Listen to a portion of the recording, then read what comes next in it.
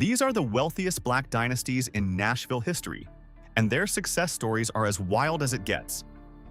You're about to see a formerly enslaved man who founded a publishing empire and a bank his family still runs 5 generations later. Another Nashville banker whose signature was printed on actual United States money. And the club owners who launched Jimi Hendrix on a street that was later bulldozed into rubble. Let's get into it. The Taylor Dynasty, the undertaker who built an empire on both sides of life. Let's start with a man who cornered the two things every human being is guaranteed to do, which is have fun while they're alive and need burying when they're gone, and Preston Taylor figured out how to profit from both. Taylor was born into slavery in Louisiana in 1849, and as a boy, he served as a drummer in the Union Army during the Civil War. That's where this starts. A formerly enslaved child marching to war who would grow up to become one of the most powerful black businessmen in Nashville. He came to Tennessee, became a minister, and then built his fortune in the one industry that never has a slow year. He opened the Taylor Funeral Company in 1888, becoming the city's preeminent black undertaker. And he didn't just run a mortuary, he owned the casket factory that supplied it. He controlled the whole pipeline. That same year, he did something that mattered even more. Black families in Nashville were barred from white cemeteries, denied a dignified place to bury their dead, so Taylor bought 37 acres himself and opened Greenwood Cemetery, a first-class burial ground for African Americans, available at cost. He was one of the founders of the city's first black-owned bank. And here is the move that shows the man's real genius. In 1905, on the unused portion of that same cemetery land, he built Greenwood Park. Picture this. Jim Crow laws locked black Nashvillians out of every public park in the city, so Taylor built them their own, and he did not do it small. 37 acres with a roller coaster, a merry-go-round, a skating rink, a shooting gallery, a baseball stadium, a theater, and a bandstand. The annual state-colored fair was held there, and on a single day the park drew as many as 14,000 people. He even ran horse-drawn wagons to carry visitors in from the streetcar line. What people fundamentally misunderstand about Preston Taylor is that he wasn't running separate businesses, he was running a closed loop around the entire life of Black Nashville. He buried your grandmother with dignity, then, a mile away, he gave your children the only amusement park they were allowed to enter, and he banked the community's money in between. Death, joy, and savings, all flowing back to one man. When he died in 1931, the ceremonies honoring him lasted an entire week. Taylor built his empire on the two ends of life. The next man on this list built his on a single instrument and became a superstar in a room that wasn't supposed to let him in. The Bailey legacy, the harmonica wizard who integrated the Opry. Here is a fact that reframes the entire history of country music. The very first performer ever introduced on the Grand Ole Opry, the show that made Nashville the capital of country music, the show that defined the genre for 100 years, was a black man. His name was Deford Bailey. Bailey was born in 1899 in Smith County, Tennessee, into a family he described as playing black hillbilly music, and as a small child he contracted polio, which left him bedridden. He spent that time doing one thing, learning the harmonica, and he got so good that people stopped calling him a musician and started calling him the harmonica wizard. He could make that little instrument sound like a fox hunt, a freight train, a whole world of noise. And in the 1920s, he became one of the first performers to broadcast live on Nashville's WSM radio, on the program that became the Grand Ole Opry. Think about what that meant in the segregated South.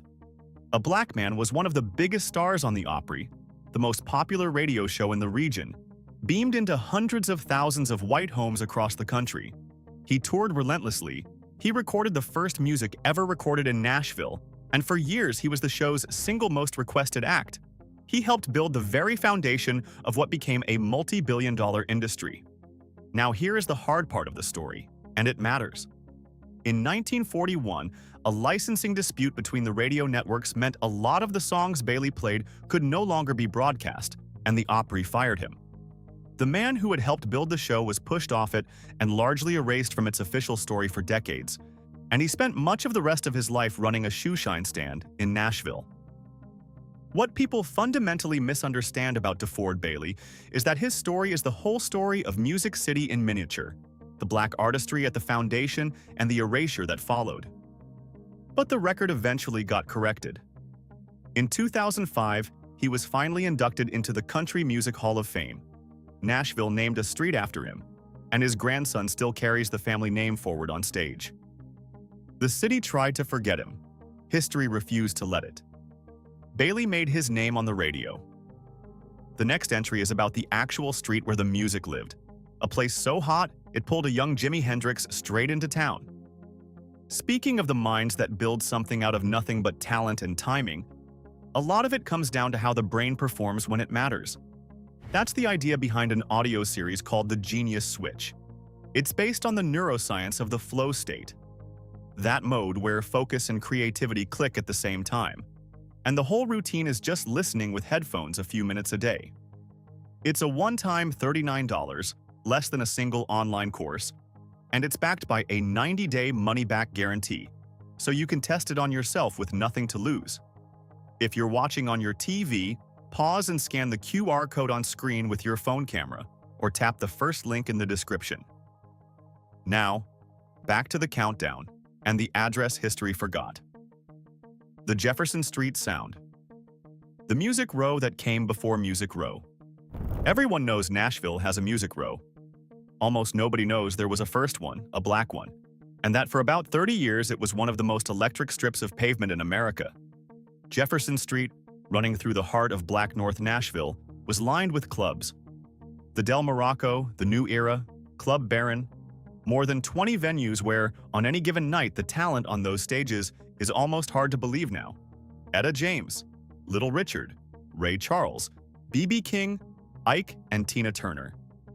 This was a marquee stop on the Chitlin Circuit, the network of venues where black performers could actually work during segregation, and Nashville's black-owned clubs were among the best of them. And here's the detail that should stop you cold. In the early 1960s, a young, unknown, left-handed guitar player moved to Nashville, took a residency at the Club Del Morocco, and lived in a walk-up apartment right there on Jefferson Street. His name was Jimi Hendrix. He later said Nashville was one of the toughest crowds he ever faced, that everybody in that neighborhood could already play, and that this is where he truly learned his craft. The greatest guitarist in the history of rock music was forged on a black street in Nashville that most people have never heard of. The men and women who owned those clubs built real wealth and real community, an entire self-sustaining economy of music, food, and nightlife. And then it was destroyed, and not by accident. In the 1960s, the government routed Interstate 40 directly through the middle of Jefferson Street. The highway displaced more than 1,000 black residents, wiped out dozens of businesses, and cut the neighborhood in half. A thriving district that had survived Jim Crow could not survive an off-ramp.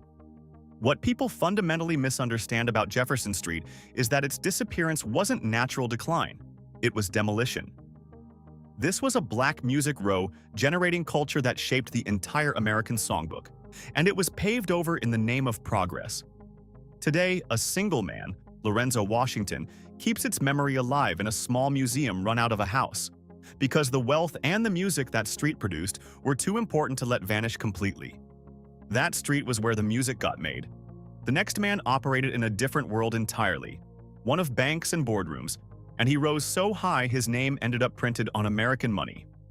The Napier dynasty, the banker who signed the nation's cash. Imagine reaching into your pocket, pulling out a dollar bill, and seeing the signature of a black man from Nashville printed right on it. In the early 1900s, that actually happened, and the man was James Carroll Napier. Napier was born in Nashville in 1845, trained as a lawyer, and became one of the most formidable figures in the entire history of Black Tennessee. In 1878, he was elected to the Nashville City Council, one of the first African Americans to hold the seat. He was a founder of the city's first and oldest black-owned bank. And then, in 1911, President William Howard Taft appointed him Register of the United States Treasury, which meant that for the next 2 years, James Carroll Napier's signature was printed on the paper currency of the United States of America. Let that sink in. A generation removed from slavery, a black man from Nashville was signing the country's money.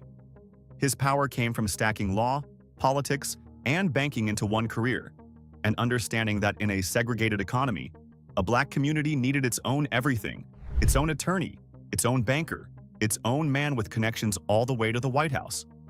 Napier was all of those at once.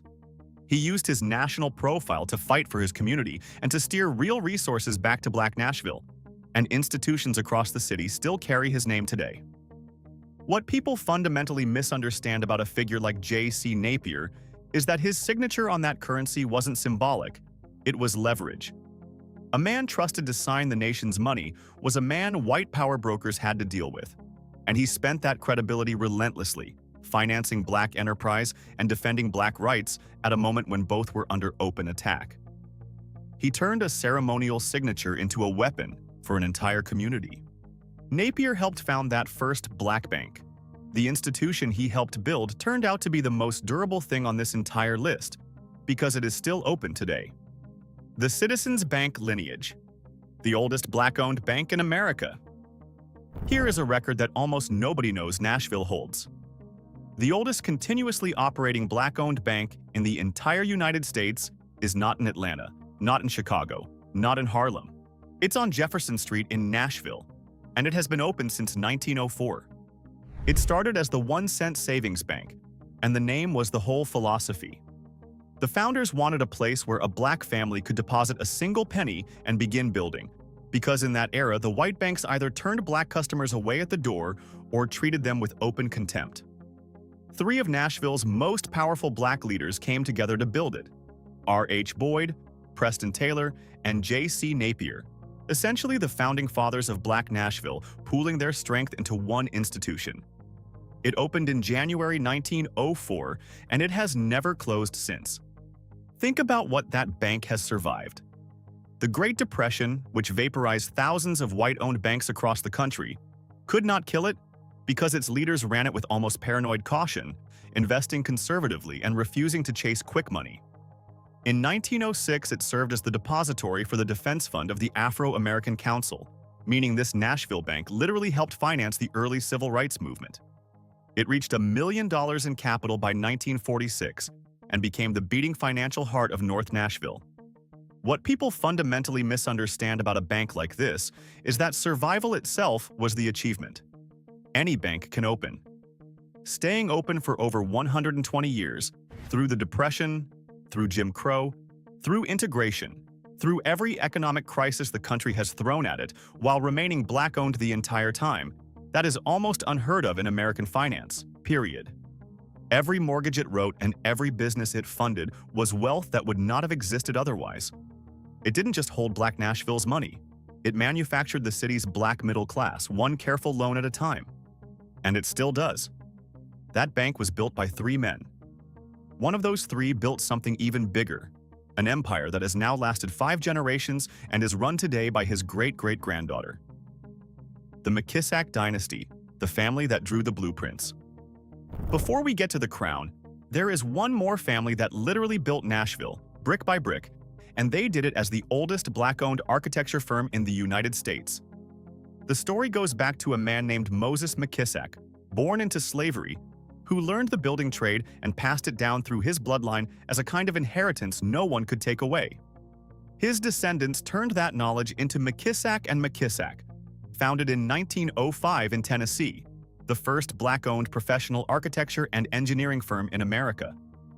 In an era when a black man was rarely allowed to design so much as a shed for a white client, this family was drafting and constructing serious buildings across the South. Their power move was turning a craft into a credential. It's one thing to lay bricks, it's another to be the licensed architect whose name is on the plans. And the McKissacks fought their way into that professional class when the entire system was designed to keep them out. They designed churches, schools, and homes across Black Nashville and beyond. And during World War II, the firm won a massive federal contract to build Tuskegee Army Airfield, the training base for the legendary Tuskegee Airmen. A black family firm built the place where America's first black military pilots learned to fly.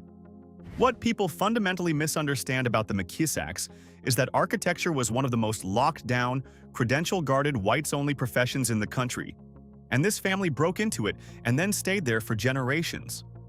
Their buildings are the physical skeleton of Black Nashville, the churches where the community worshipped and the schools where it learned. And the firm carrying the family name endures to this day. still led by the descendants of a man who was born owning nothing, not even himself. The McKissacks built the buildings. The last family on this list built an empire of words and money that has outlasted every other name we've talked about. The Boyd dynasty, 5 generations, one unbroken empire. If you want to understand what real, durable, old money black wealth looks like in America, you look at the Boyd family of Nashville, because their story runs in an unbroken line from a plantation in Mississippi all the way to a CEO's office in 2026. It begins with Richard Henry Boyd, born into slavery in 1843 under the name Dick Gray. After emancipation, he did something quietly defiant. He changed his name to free himself of his enslavers, and he set out to build. In 1896, he came to Nashville and founded the National Baptist Publishing Board, and he had no financial backing to do it, so he mortgaged his own real estate in Texas to fund it himself. That gamble became one of the largest black-owned businesses in the entire country. By 1930, the company was printing 20 different periodicals with a combined circulation of over 12 million, supplying the hymn books and Sunday school lessons for thousands of black churches nationwide. It's even where Thomas Dorsey, the father of gospel music, first got his songs into print. But R.H. Boyd did not stop at publishing, and this is where the empire becomes staggering in its scope. He co-founded the 1-cent savings bank, the oldest black-owned bank in America that we just discussed. He launched the Nashville Globe, an influential black newspaper. He started the Negro Doll Company so that black children could finally have dolls that looked like them instead of the white dolls that were the only option. He ran a transportation company. And he was among the influential leaders who convinced the state of Tennessee to bring what is now Tennessee State University to Nashville. One formerly enslaved man, all of that. Here is the part that separates the Boyds from almost everyone else in this genre. The wealth did not evaporate, it compounded. His son Henry Allen Boyd expanded the publishing empire over 37 years and ran the bank. Then T.B. Boyd Jr., then T.B. Boyd III, and today the company, now called R.H. Boyd Publishing Corporation, is led by its 5th-generation president and CEO, Dr. LaDonna Boyd, the great-great-granddaughter of a man born into slavery. And the family still owns roughly 43% of that oldest black-owned bank in America. 5 generations, and they never lost control of either institution. What people fundamentally misunderstand about the Boyd dynasty is that they solved the problem that destroys almost every family fortune, which is the handoff. Most wealth is gone by the 3rd generation, spent or split or squandered. The Boyds are on their 5th and still running the same companies their enslaved ancestor founded, still publishing, still banking, still holding the family home as a national historic landmark. That is not just wealth. That is a dynasty in the truest sense of the word, and it started with a man who was once legally owned by another, who decided his children would own things instead. And those were the richest dynasties behind the real Music City money, the black families who built Nashville's wealth long before the tourists ever hit Broadway. Notice the thread running through all of them. The undertaker who built a park, the banker who signed the nation's cash, the harmonica player who integrated the Opry, the architects, the club owners, and a publishing family that has held its empire for 5 straight generations. They built banks and stages and buildings and blueprints almost entirely on Jefferson Street, the Black Wall Street that a highway tried to erase. Much of what they made was bulldozed or forgotten. But the Boyd Bank is still open, the oldest of its kind in America. Quiet proof that the money and the memory are still here. To keep uncovering the hidden history of black wealth in America, like this video and subscribe to Black Status.